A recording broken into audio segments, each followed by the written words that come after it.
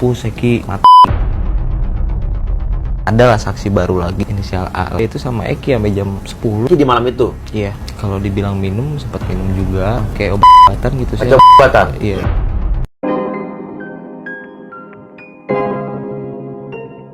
Hai guys, kita lanjut lagi nih di kasusnya Vina. Sebelumnya balik lagi di Uki Kevin Official guys. Nah ini ada beberapa video, sebuah video maksudnya berita. Yuk kita lihat guys videonya seperti apa beritanya maksudnya ya. Kita lihat baru nanti kita reaksi bareng-bareng guys tentang Rudianong yang pasti ya. Kita bahas lagi. Nggak kenal nggak kenal dia. Ya, 1 jam sebelum kejadian atau 2 jam sebelum peristiwa itu terjadi, mereka sempat Ketua Eksteksi Mensumbur. Oh itu namanya guys. kontakan dengan Eki yang ditunggu. Eki ini juga sempat memberikan informasi bahwa dia sedang punya masalah dan lain sebagainya. Cuma menyampaikan katanya pernah punya persoalan dengan seseorang gitu. Ya sepertinya mungkin ada di antara 8, tapi saya juga meragukan gitu kan. Yang ke-8 itu apakah memang anggota? Nggak, maksudnya yang bermasalah dengan Eki, yang bermasalah dengan almarhum Eki ini, apakah satu anggota geng motor juga, atau salah satunya mereka 1 dari 8 yang udah jadi terpidana? Kayaknya bukan deh. Bukan salah satu dari terpidana. Bisa saja ada kayaknya. Itu siapa di antara mereka yang abang dengar? Saya sebetulnya nggak terlalu paham apakah itu ada di antara yang 8 itu atau tidaknya gitu. Tapi dia menyebutkan pernah dipanggil gitu oleh pihak kepolisian seperti itu. Waduh siapa ya guys ya menurut kalian guys? Kok dia agak-agak belibet ngomongnya ya, kayak takut salah ngomong guys. Kita lihat lagi di video selanjutnya. Atas niatnya loh, bukan atas hukum.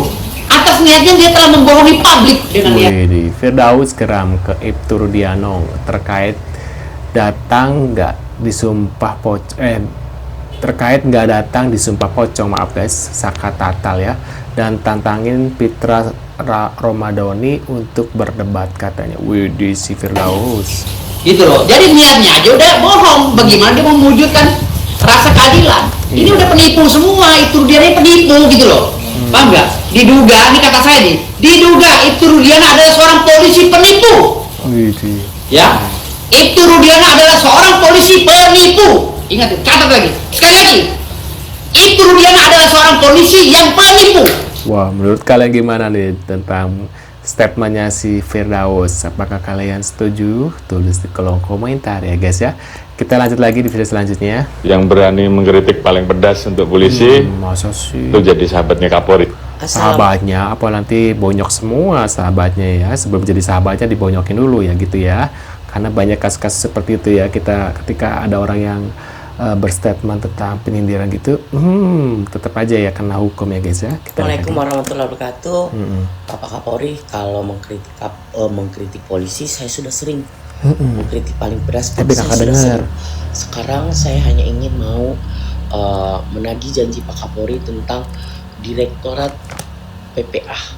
Direktorat sendiri, di unit PPA itu punya direktorat sendiri. Karena apa Pak Kapolri? Ya, kasus di kota maupun di pelosok negeri ini berbeda-beda. Sementara unit PPA setelah survei jalan itu, unit PPA tidak memiliki anggaran yang cukup untuk penanggulangan, untuk penanganan PPA yang setiap wilayahnya berbeda-beda. Saya minta tolong sekali Pak Kapolri, saya sudah bosan untuk mengkritisi Polri dengan pedas. Mungkin udah pedas sekali bahasa saya juga. Oknum masih banyak. Jadi lebih baik saya fokus kepada bidang saya yaitu PPA. Saya minta tolong Pak Kapolri, tolong segera Direktorat PPA dilaunchingkan, diadakan, diresmikan, entah kapan, karena itu udah 5 tahun. Ya Bapak Kapolri, terima kasih Bapak Kapolri. Saya Jenny Claudia Lumawa, saya Ketua Tim Reaksi Cepat PPA. Salam 5 jari. Stop kejahatan terhadap anak dan perempuan. Nah, menurut kalian gimana nih?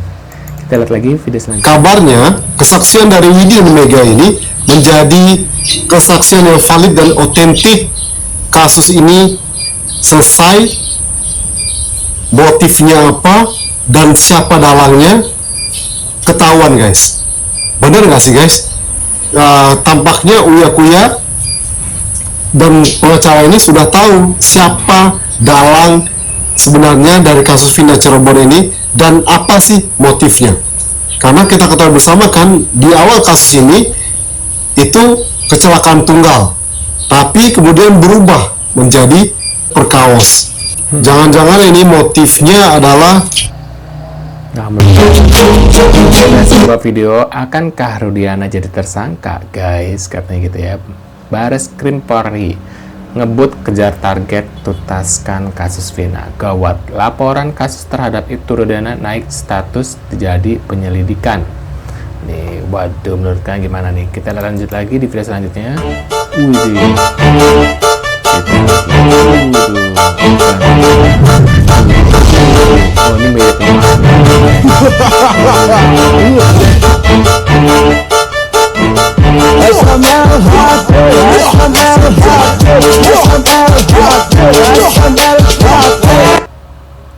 itu bisa ditarik kembali. Nggak bisa itu. Nggak bisa lah. Berarti mau nggak mau sih nggak bisa. Itu dia harus melanjutkan sumpah pocong itu. Iya, dan nggak bisa ditarik. Sumpah mana ada yang bisa ditarik. Kita pernah dengar ya dongeng ataupun kisah-kisah zaman dulu bahwa kekuatan sumpah itu sangat luar biasa. Salah satunya Malin Kundang, walaupun itu dianggap legenda ataupun dongeng. Karena memang sumpah itu jangan pernah main-main gitu loh. Apalagi bawa nama Tuhan. Jadi gini, kalaupun orang yang memfitnahnya, jika orang yang difitnahnya itu benar, orang yang memfitnahnya juga akan kena azab. Hati-hati.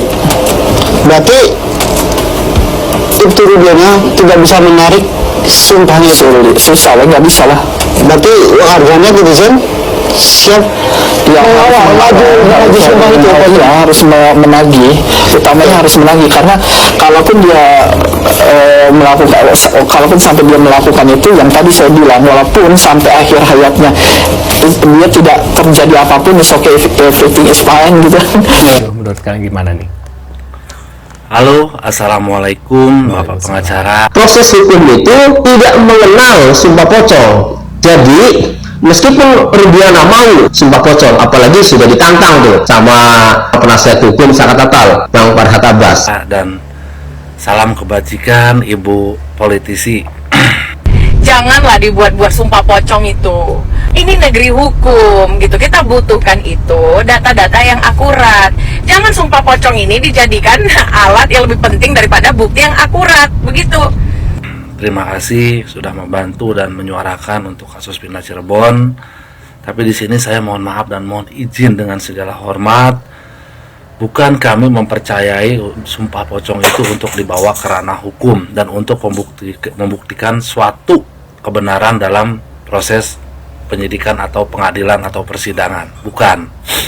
Tapi di sini maksud kami masyarakat Indonesia, setidaknya dengan adanya dan dilakukannya sumpah pocong pada kemarin yang dilakukan oleh Saka Tatal, itu sedikitnya telah membuktikan bahwa orang tersebut adalah benar-benar berani mengambil resiko dan menunjukkan bahwa apa yang disampaikan dan yang dilihat itu adalah benar. Jadi bukan kami di sini untuk mendahului penegak hukum dengan mengambil langkah secara proses sumpah pocong, bukan. Ya, kami cuma di sini ingin menunjukkan hanya orang yang benarlah, hanya orang yang jujurlah yang berani melakukan sumpah tersebut. Karena setiap orang yang berbohong dari ucapannya itu tidak mungkin berani untuk melakukan sumpah tersebut. Jadi di sini saya tidak sok pintar dengan dari Bapak pengacara dan Ibu politisi ya. Sekali lagi mohon maaf, jadi tolong disikapi kenapa Rudiana ini tidak berani melakukan sumpah pocong.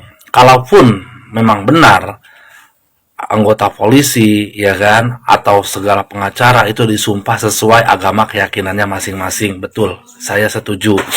Tapi kenapa Rudiana pada saat itu mengatakan dia berani sumpah pocong. Harusnya seorang kepolisian itu lebih terdidik lagi dan lebih bisa mempertanggungjawabkan lagi atas segala ucapannya. Jadi disinilah pembuktiannya. Kalau memang dia berani sumpah pocong silakan, tapi akhirnya tidak.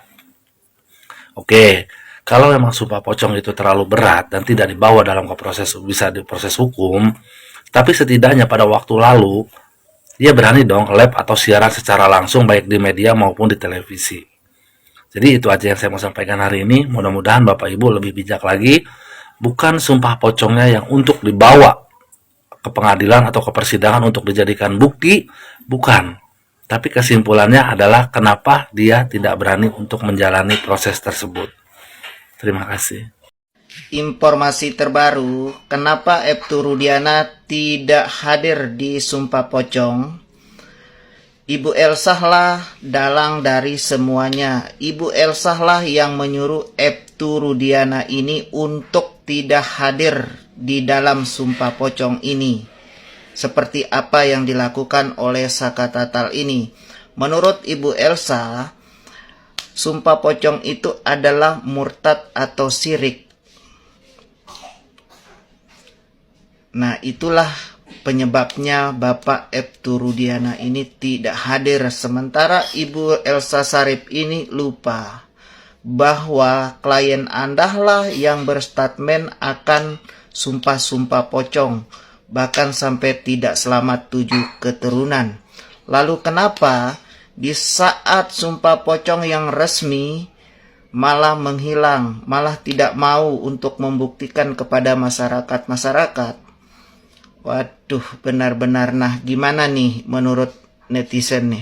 Bagaimana nih dengan Ibu Elsa ini? Benar nggak nih statement-statementnya dia ini? Tolong netizen nih. Nah, menurut pendapat kalian gimana nih tentang itu Rudiana? Apakah nanti dia akan mendapat karma ya karena tidak melakukan sumpah pocongnya dia, guys? Wah, menurut kalian gimana nih? Tulis kolom komentar, guys.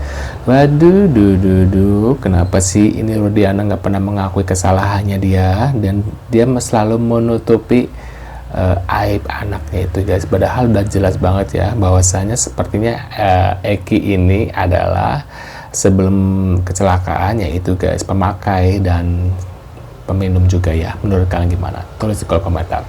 Terima kasih udah hadir dan jangan lupa bantu subscribe Uki Kelvin dan sampai jumpa di video selanjutnya, guys. See you.